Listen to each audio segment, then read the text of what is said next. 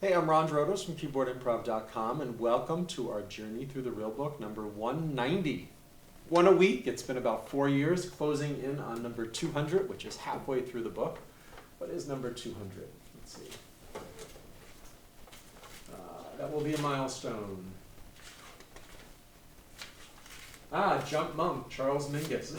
So we'll have a big challenge for 200 after all. That's fitting, because that's the thing. You go through the book as we're doing one a week, and it's an 8-year project, if I did the math right, and you don't know what's going to come next. This is in alphabetical order. It's not chronological, and it's not easy to advance or anything. So stylistically, level of difficulty, level of familiarity, it's all fresh each time. That's what I'm loving about it. And I can't avoid any tunes that I may have avoided before, like Ornette Coleman's tunes.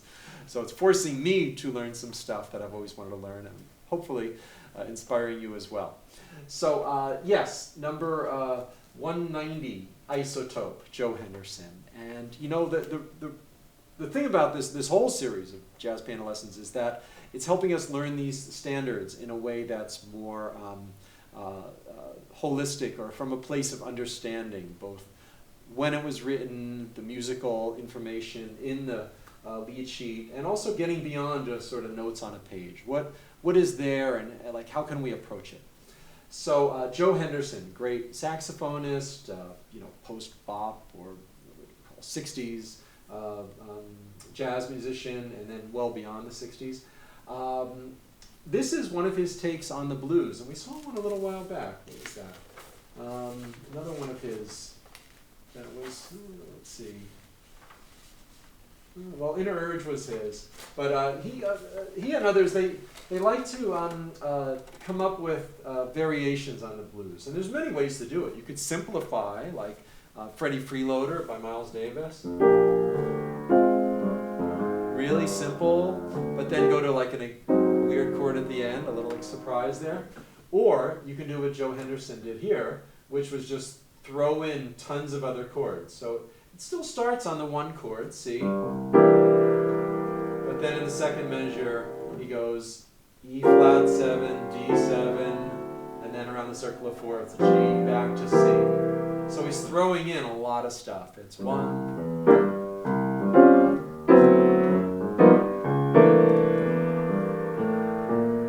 and then he finally goes to the F chord in measure 4. So it's just a way of maybe challenging himself, ways to keep the harmonic element of the blues fresh, and give everybody in the world a big challenge to play, I might add. Second line, instead of just staying on F, he then goes to the B flat, okay, not so uncommon, and then a C7, the 6th chord, which is like a sus, A sus, but then he goes up chromatically, E flat minor over A flat.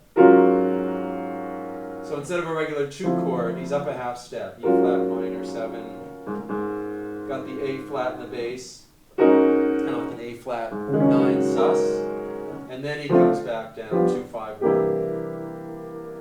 And follow along at home. This is in your real book.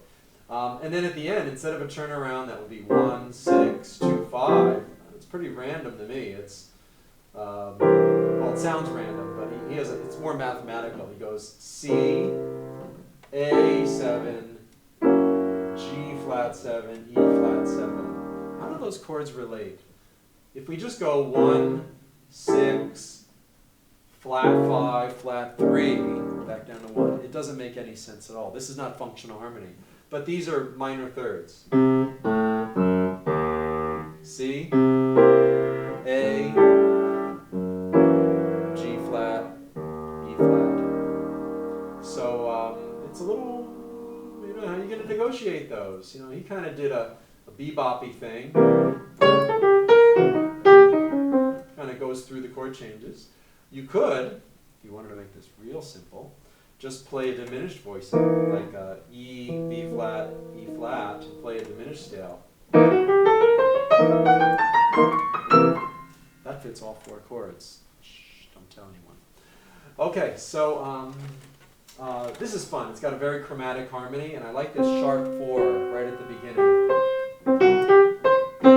It's like Maria in West Side Story. Maria, right? He likes the sharp 4, you know, an inner urge. Those Lydian chords, right? Happens very briefly here. When I play a tune that's this chromatic, you know, it goes.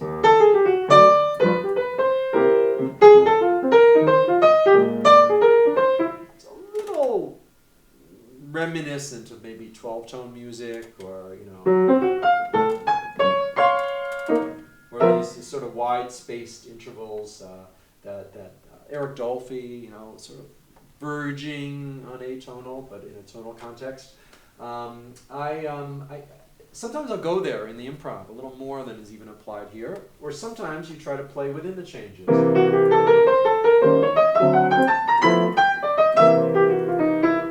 See, these are inside the changes.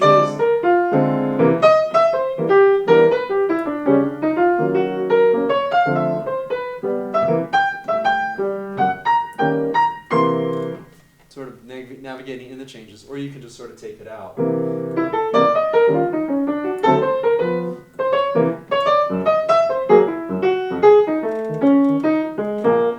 Sort of like he did in the melody. What's an E flat doing on a B flat 7 chord? That's the, I hate this term, a void note. The 4th note in the scale. B flat 7, E flat. I hate avoid. You don't avoid it. You didn't avoid it. What you do is, you just don't linger on it. It's the logical conclusion of this. See? It sounds great. Even if I held it, it might not sound like the best choice of a note, but boom. So, you know, a lot of these, quote, rules that we hear aren't really rules. They're not even good principles sometimes. Avoid notes should be called don't linger on them notes. So I'm just going to start right on in and see where this takes me. This could go anywhere.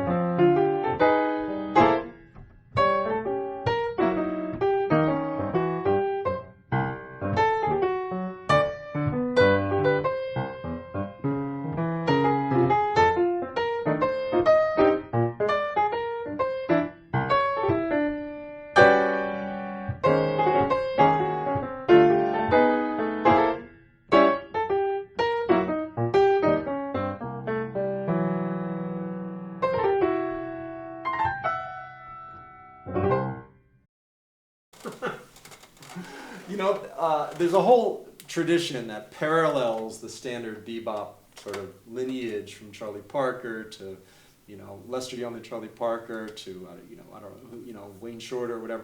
There's another lineage of James P. Johnson and Willie Lyon Smith to Duke Ellington to Thelonious Monk to Cecil Taylor, other players like Elmo Hope, Randy Weston are in there, where it's much more based on sort of clusters and riffs. It's a little more connected with early jazz and maybe even in case of Randy Weston, African music.